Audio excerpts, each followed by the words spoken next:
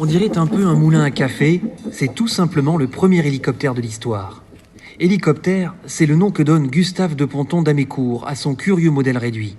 Du grec hélix, hélice, et ptéron, aile en hélice. Le nom va rester célèbre, l'engin un peu moins, et c'est injuste. 63 cm et 3 kg de haute technologie, en tout cas en 1863.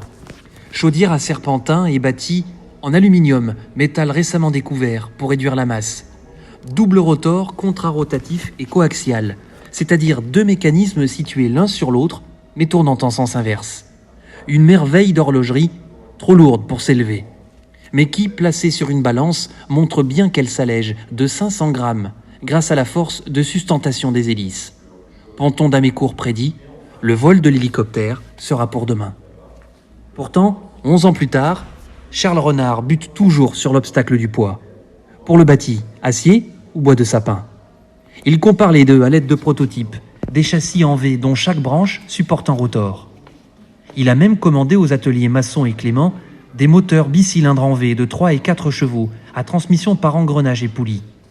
Au bout du compte, en 1906, après 3 années d'essai, beaucoup de casses et de déceptions, son hélicoptère est incapable de voler. Mais ces expérimentations sont tellement rigoureuses qu'elles servent à d'autres pionniers illustres, comme Sikorsky ou la Cierva. Aujourd'hui encore, ces travaux sont utilisés dans la fabrication des hélices. Avant lui, en 1870, Alphonse Penaud avait contribué à défricher le terrain.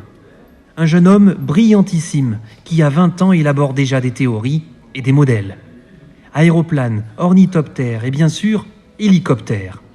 Des fils de caoutchouc torsadés, 2 hélices opposées faites de papier, et miracle, ça vole. Le concepteur a tellement d'avance sur son temps qu'en 1876, il dépose un brevet stupéfiant. Pour un appareil convertible, mi-avion, mi-hélico. Plus de 80 ans avant le premier vol d'une machine de ce type, et plus de 130 avant cette présentation du bel Agusta 609 au Salon du Bourget. L'inventeur décrit également tous les ingrédients des avions actuels. Pilote automatique, train d'atterrissage rétractable, commandes électriques, coque d'hydravion, ailes volantes. Alphonse Penaud, retenez bien ce nom, celui d'un visionnaire, comme l'aéronautique en a peu connu.